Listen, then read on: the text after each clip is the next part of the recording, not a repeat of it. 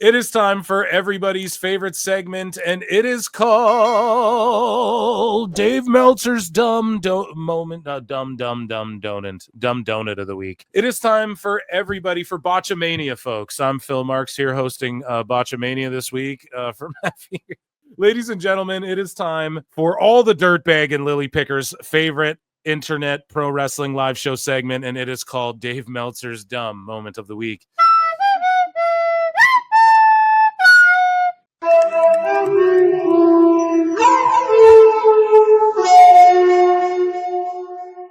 So the AEW Mo had this to say about Dave. So Alan Cheapshot tweets out, Aja Kong, Rey Mysterio, and Dustin Rhodes are active in 2025. Dave Meltzer pipes in and goes, actually, I was told, Brian, I was told Ray wouldn't last past 30. And then the Mole just said, nobody ever told you this, and I see right through your attempt at protecting the style you like. Yes, flips can go wrong, but Ray has always been a safe worker and easy to carry. He didn't land on his head and neck on purpose or no sell, though. I'll give Dave the benefit and say, listen, I'm sure there's some, maybe not particularly Ray, but I'm sure there's people who said, like, yeah, Ray and those luchadors in WCW won't make it past 30. I'm sure there's guys who said that. But yeah, Dave is just, like, I guarantee he couldn't actually pull from his ass, like, where, you know? Like, where did he quote that? If he's like, I wrote 80 million words, then like he would have mentioned that surely in the Observer or something. Maybe not particularly Ray, but that style, you know, he's talked about forever that people told him Shawn Michaels needs to slow down. So I'm willing to give Dave the benefit of the doubt on that one. But yeah, the Mole just piped in with his, if we're to believe the Mole is actually a wrestler or whatever. So, well, talking to someone who attended a lot of Mania Week, Vegas indie shows at the Palms, Dave was told this about how uncool and negative everybody was about AEW. It's just uncool. Tony's uncool. Triple H is cool. And I tweeted out the Meltzer backwards cap picture, and I was like, yeah, Meltzer, the arbiter of cool.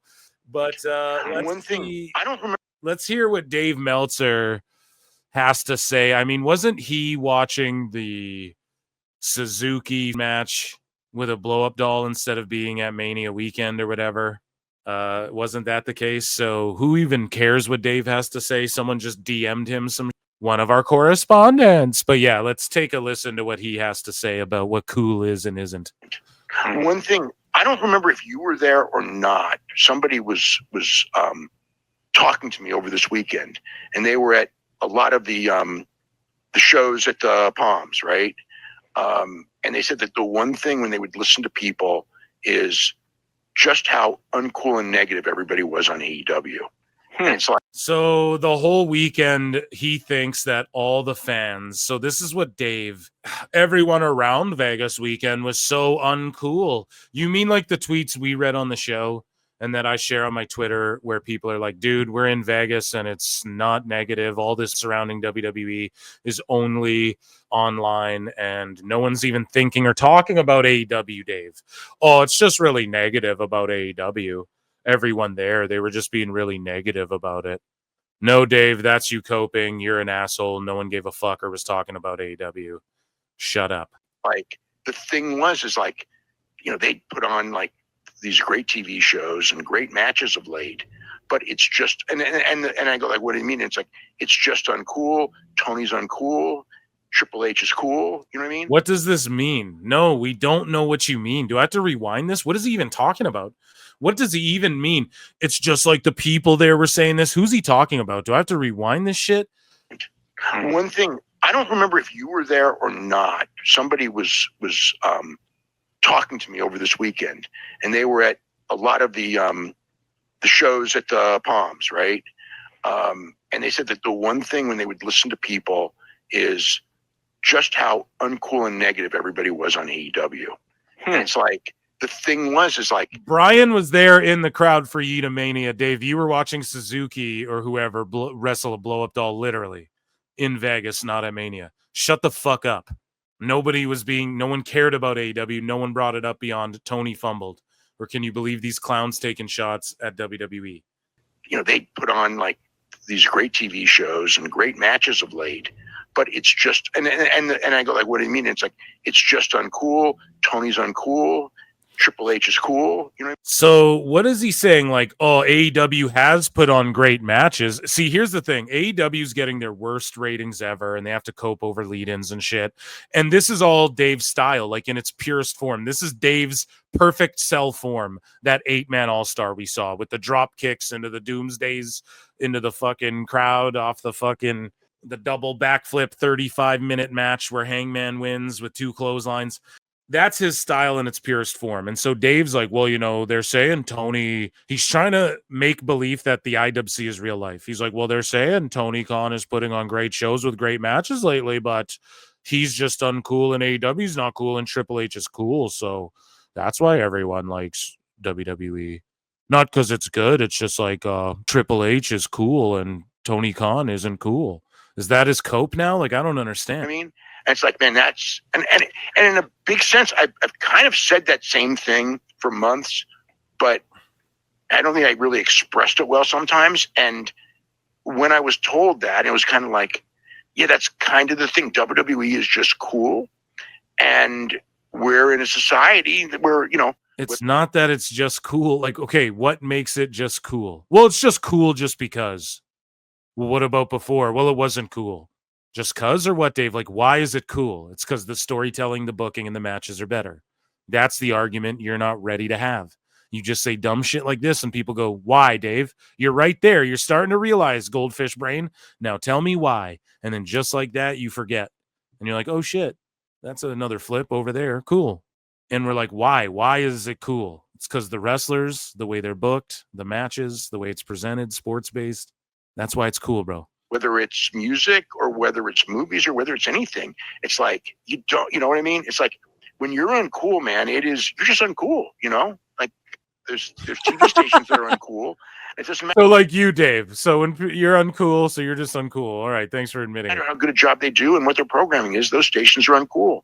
There's TV stations that are cooler and they do better. No, man. Oh, my God. What is he talking about? There's stations that are cooler and they do better because it's just the cool station. So Netflix is just cool. So that's your cope now.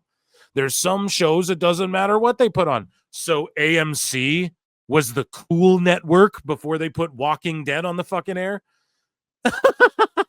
The old man grandpa fucking channel was the cool channel, and then they put Walking Dead, and it's not because that was a really good fucking show or Breaking Bad or whatever came first. Are you sure about that? It's not because those were like really good fucking shows and made everyone go, well, it doesn't matter what it's on. I'm gonna go watch it. I'm gonna figure out a way to watch it, and the numbers will back that up. Is it that, Dave? Or are you just coping? Oh, it doesn't. That's why Spike TV exists. This channel that was like, hey guys, are we cool? Tits, guns, explosions, balls. We're fucking cool. Beer. You know? That you mean that station that isn't a station that got played out because it's we're the cool station. Here's a machine gun with boobs jiggling and a guy doing a backflip and a karate kick. Cool. You know, you mean that station? Dave, like, fuck, man, he's such a funny guy. Dave is he's so cute. He's so cute when it's just not cool. Dave, I thought everyone's watching on Max and everyone's streaming now. What are you even talking about? Some networks, I mean, just no one will watch it. Dave, 1 million people watch Big Bang on fucking TNT. They don't watch AEW. You're just full of shit. Reruns, bro, of an old show.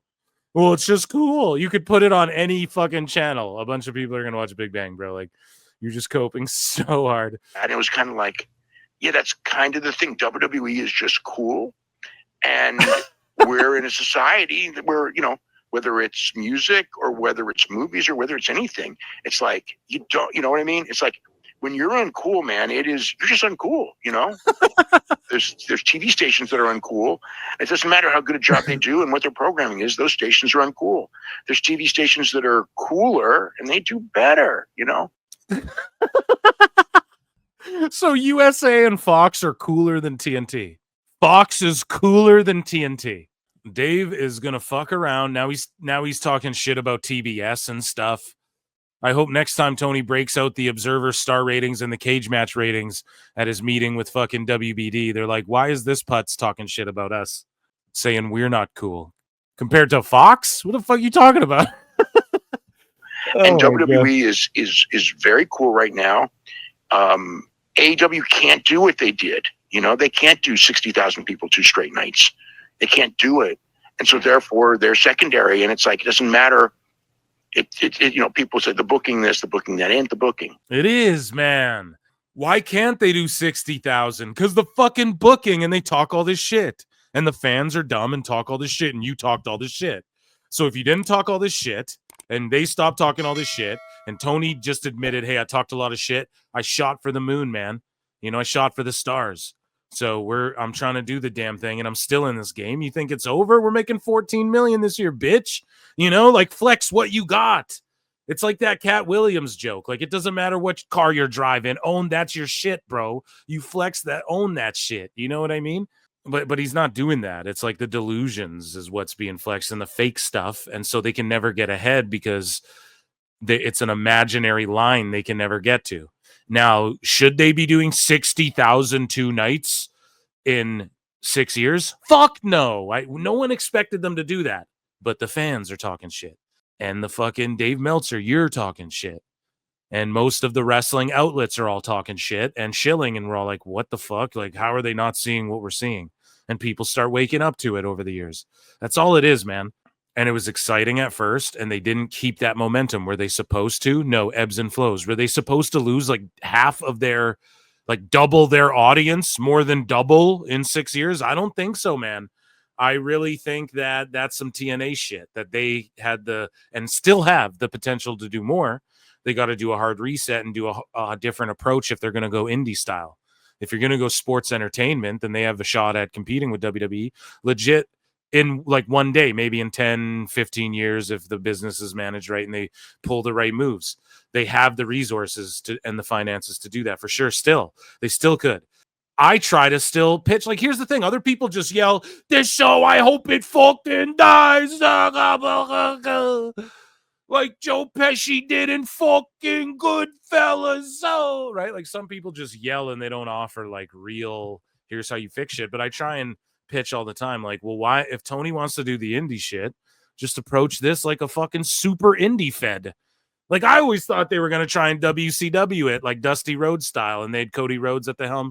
At the beginning, I was on board. I was like, they're going to like really compete, man. Like, really try and do these, like, they're going to build up and have these events.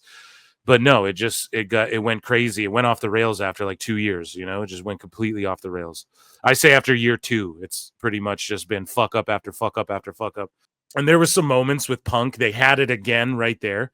But the goal was always like, we're going to beat Raw in the ratings and shit. So that's what people hope for. You didn't reach that. That's y'all's bad for talking shit. And Dave's like, it's not the booking. Yes, it's the booking. It's the booking and the match style and the wrestling. But Dave is just trying to cope and put it on everything else other than what he claims is the best booking and the best wrestling style. So this is his cope and seethe. And then motherfuckers will get mad at me, call me weird and obsessed for pointing this shit out. Meanwhile, he's not weird and obsessed for coping and just making up this bullshit. It's fucking crazy, bro. I don't even think about it like that. It's pretty obvious. I'm just disinterested in AEW because they're not willing to change anything.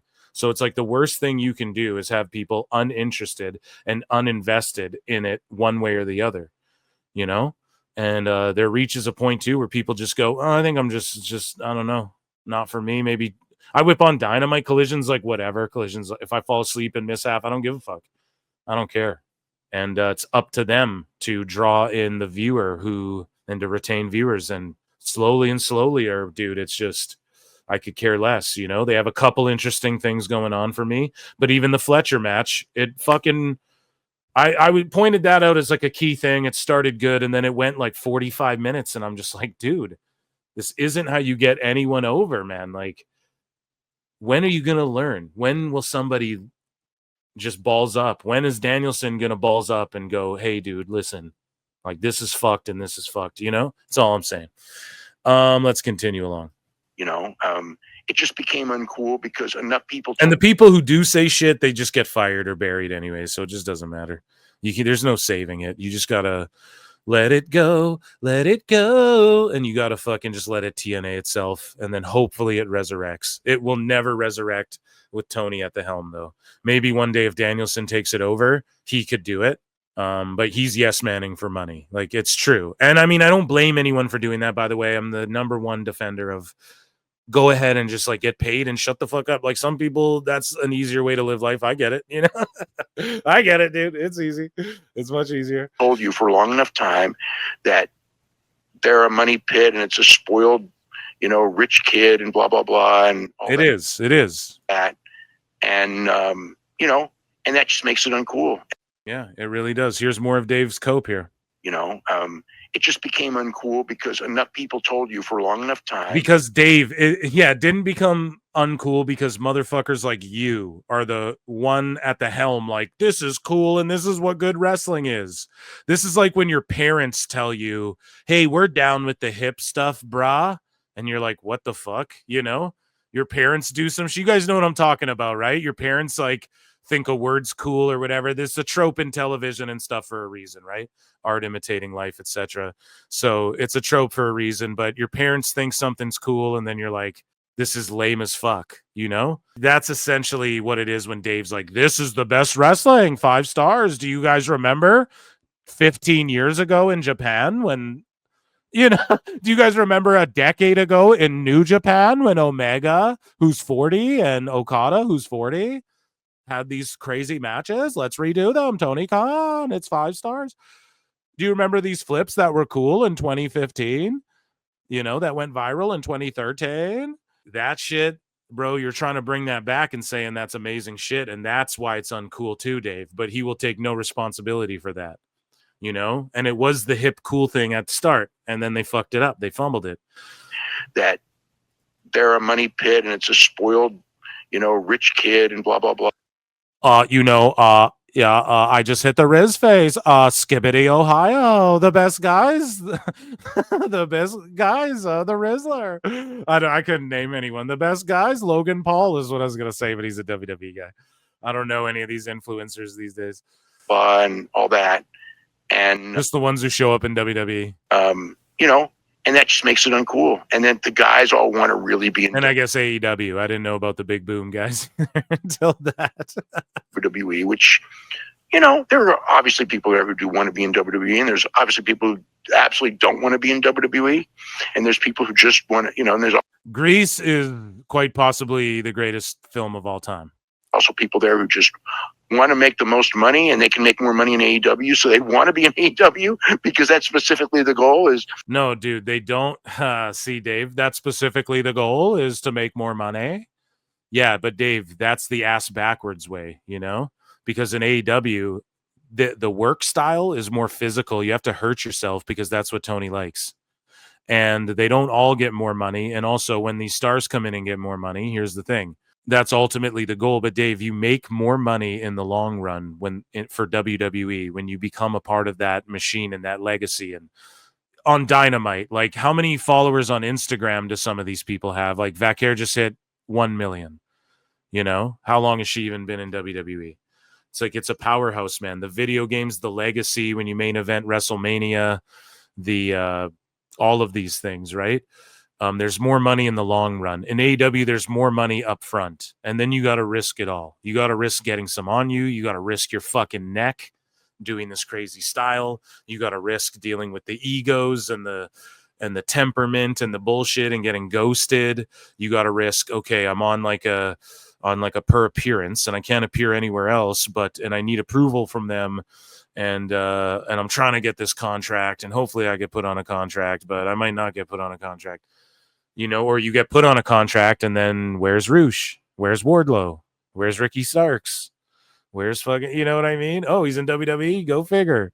Where's all these people? Right. So it happens. It's something to weigh. Like, is the money worth your fucking not doing what you want to do? Like, at the end of the day, these people want to perform, you know? So Dave, again, just coping. Well, it's not him just coping, but it's this like, well, they want to go for the more money. And it's like, absolutely. But he's like, wrestlers want to go there. No, I don't think wrestlers want to go there. I don't think any of them really want to go there. I think the money incentivizes them to go, I'm going to do what's best for me and my family, or me and my life right now. And in a few years, you know, WWE will always be there. WWE always be there, you know? So I think that's what it incentivizes people to do. And then that's sellout shit, kind of, you know? That's like when you don't make the best art. Oh, I guess I'll do it for the money. When directors or actors and people say that, it's never their best shit. Sometimes there's exceptions, but it's typically never the best shit, you know?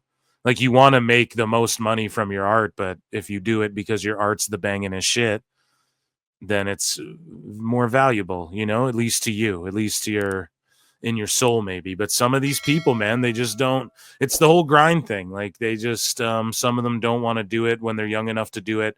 I don't blame anyone though ever for going to Tony Khan, but I just say the perfect opportunity, early 20s, get in there, get in AEW.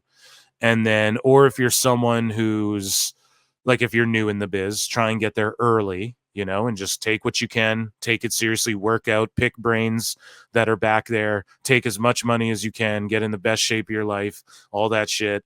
Try and make connections, try and do movies, all that shit on the side, and just show up when he needs you to. Stay in shape, stay ring ready, make the best of it. Few years, early 20s, mid 20s. Or if you're like a veteran and you're like, yeah, I'm fucking going there. I'm like 50. I'm going to go get $1 million. Yeah, do that. You know, or if you're in your 30s and you're like, hey, I can sign a 3-year deal, make 3 million, go back to WWE, like Saraya. It's like, yeah, she went there. She got like $1 million a year for how many fucking years there? He put her on like another year. Then they broke the contract. So, or didn't break it, rather. That's salacious terminology there. I mean, like, they agreed to break it, right? Mutually split the contract. So it's like, did he pay her out for that and shit? That's crazy. Did she just say, you don't got to pay me?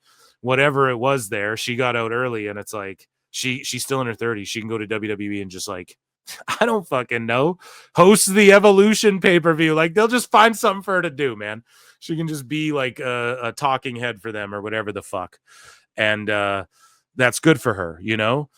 So I don't blame anyone. I can justify it for anybody. Like anyone can justify getting a large sum of money, you know? And if you're someone like Ricochet, especially, he's getting paid a shitload, and look at him. He's featured all the time. He's in all these matches. If he loves wrestling, okay, he's wrestling every week and he gets to explore and do this new character. I totally get it. Or like the Gun Boys. Okay, they got their reps on live TV. You can't really get that anywhere else, you know, like other than in WWE, like I guess in AEW, being on like a network, and then you're in your early 20s, maybe you're just touching your 30s. It's like, hey, get the fuck out of there. You made a bunch of money. You know, now it's time to go prove yourself. But I think there's something to like proving yourself. And every great athlete, everyone who's like, we love the sport of pro wrestling. But then you're like, okay, then go win the chip. Go prove you're the fucking best. Because everyone's like, we love hockey or whatever. They're playing right now in the playoffs to prove who's the fucking best. We all know that WWE means the best. It doesn't matter. It doesn't matter. All these wrestlers that you fucking love today, and they're like, I grew up watching TNA. Okay, all those wrestlers they grew up watching WWF. And every wrestler grew up watching WWE and WWF, period. It's their dream. Even if you were a WCW mark, you grew up wanting to be in WWE, WrestleMania. Everybody knows this, okay? So I don't care who copes and is like, oh, I don't care about that. But if someone said right now, hey, 50 grand, come be the mystery opponent at Mania, even Speedball Mike Bailey, right? And I've put him over for his stance on like, I don't care. I've traveled the world. I have a gorgeous wife and I just want to get paid to have fun and crazy matches.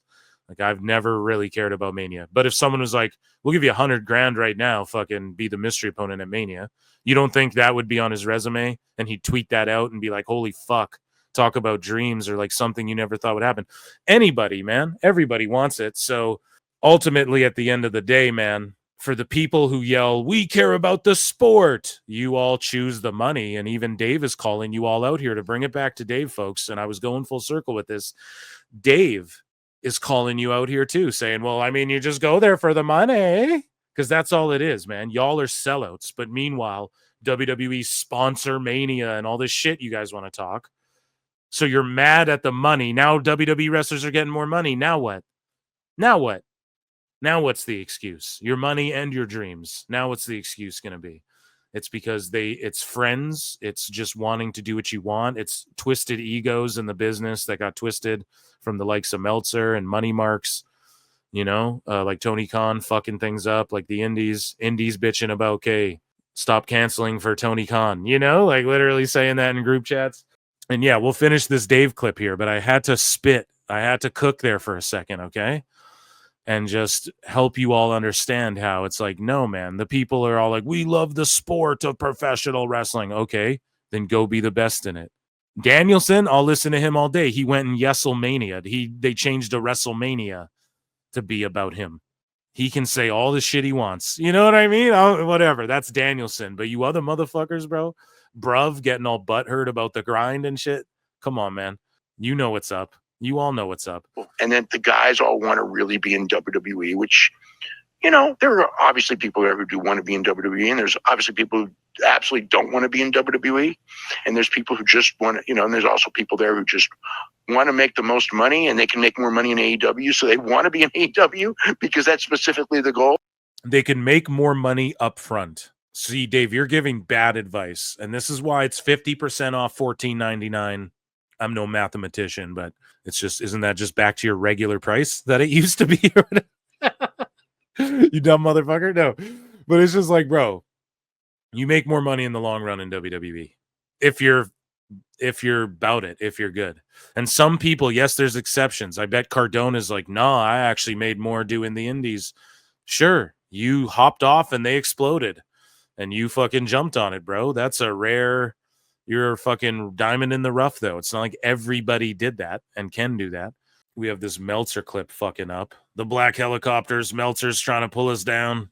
You know, the guys all want to really be in WWE, which, you know, there are obviously people there who do want to be in WWE, and there's obviously people who absolutely don't want to be in WWE, and there's people who just want to, you know, and there's also people there who just want to make the most money, and they can make more money in AEW, so they want to be in AEW because that's specifically the goal, is to make the most money with the least amount of travel dates. And, you know, if you're the right person, you can do that in AEW. So, but yeah, that were you there? Were you there for that conversation? No, I was not. Okay, I didn't remember, but yeah, it was just something. Whoever he's talking to is like, I was there at Mania. No one had this conversation. You're giving a fake anecdotal conversation that you had with some fucking smarky smark who hates the Fed, dude. People had brought up to me, which, you know, people had brought up. Name them. Who brings that up to you, Dave? You, because you're a bunch of AEW fucking sickos, bro. So some sickos are like, man, they were hating on AEW. Fucking 90% of the people there are like, what is AEW? What?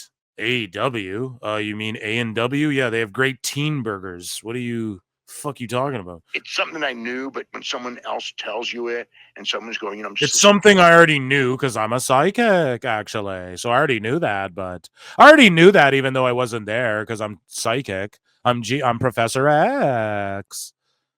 Dave Meltzer as Professor X, bro. Has Travis Heckle made one of those yet? I guarantee that's already a thing, knowing him.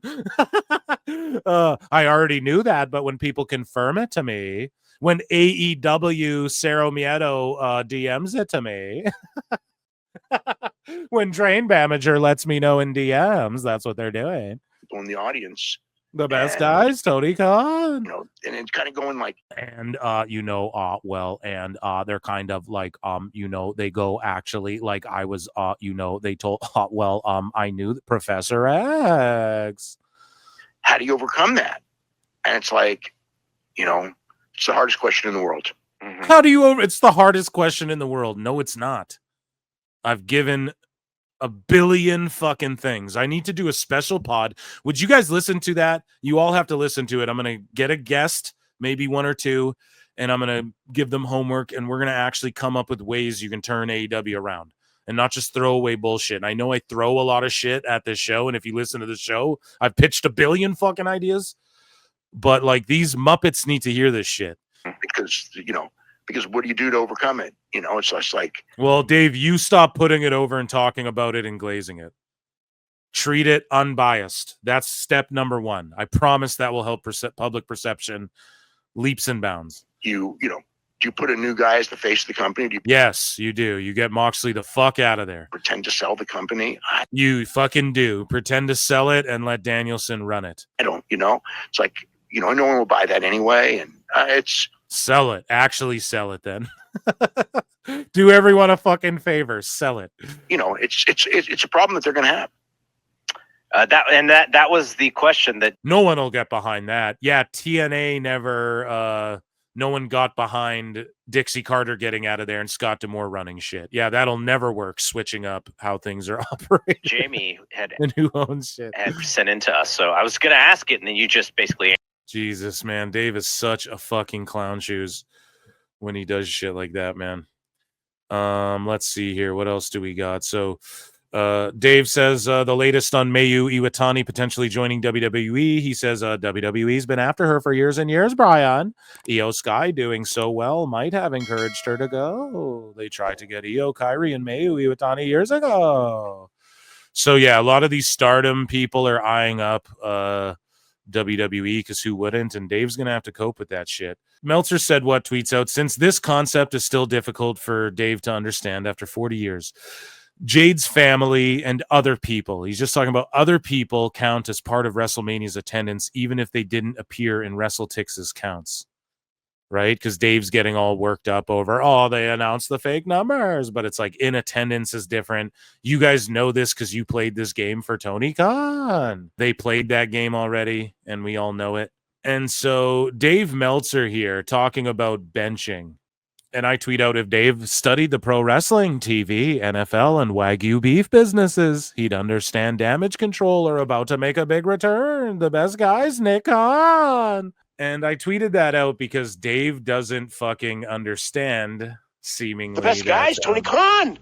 Yeah, Dave, you don't have it from the top guy. We all do, everyone collectively. And then I tweet this out. This is why Dave's a disingenuous, scummy fuck. Hikuleo's hasn't been benched. He hasn't been used. He's getting in top guy shape and really learning how to wrestle properly. It's like saying WWE shelved Braun Strowman before he debuted. Clown. And Dave tweeted this out. This Anthony Eddington guys like Scorpio Sky, Wardlow, Rusev, and Starks were all off TV for 6 months to a year. When Dakota Kai's off that long, let's talk. Meltzer goes, Hikuleo is past the 1 year mark. Hikuleo, he says. A, Dave, we don't know when he signed. B, we don't know if he even 100% fucking signed. We're all just believing the fucking sheets pretty much when they say that. Now, it is pretty well known that he is, but we're just saying, no one's fucking, he's never outright said he did it, right? So, and he hasn't even appeared on NXT or even on a house show. That's like saying Braun Strowman was shelved for a year because he had one match at a house show, then appeared on Raw, and he was a rosebud a couple times, like in the 2 years or whatever it took him to get ready. So I don't fucking, it's just Davis. Went hard on him. See, I was going hard calling him a scummy fuck. Goddamn. See, I went hard today, guys. Don't go as hard as I did today. I don't know why. I'm not sure why. Maybe I had a rough sleep. I have a new bed coming, so maybe it's that. I'm like getting tired of this fucking mattress. I had to get something comfier. So I think that's what it is. A rough sleep, because I was just salty today at Danielson and Dave. Goddamn. I retract the scummy part, okay? I think you're just I'm retracting here today. See how easy this is, Dave? You just fucking say you're sorry, bro, and you didn't mean some shit. We all talk shit sometimes. Dave, I do apologize for the scummy part, okay? That's a little hard body. I didn't I don't think it's scummy, maybe, and maybe sometimes it can be, but listen, I think maybe that was a little harsh for today, okay? We yield our swords. Dave Meltzer had this to say: at no other time in history would a promotion of any size have allowed Randy Orton squashing Joe Hendry, but TNA itself positions itself as a company constantly looking for discarded crumbs from WWE. Discarded crumbs. Randy Orton's 20th and possibly final WrestleMania appearance and match is little crumbs to Dave. What? Okay, fuck you, Dave. You're a scumbag. Yeah, fuck you. You fucking Mark! You scumbag motherfucker. Bro, crumbs? No, go fuck yourself. Look at this. Discarded crumbs. Orton's not just crumbs, chat. He's discarded crumbs. Holy fuck, bro.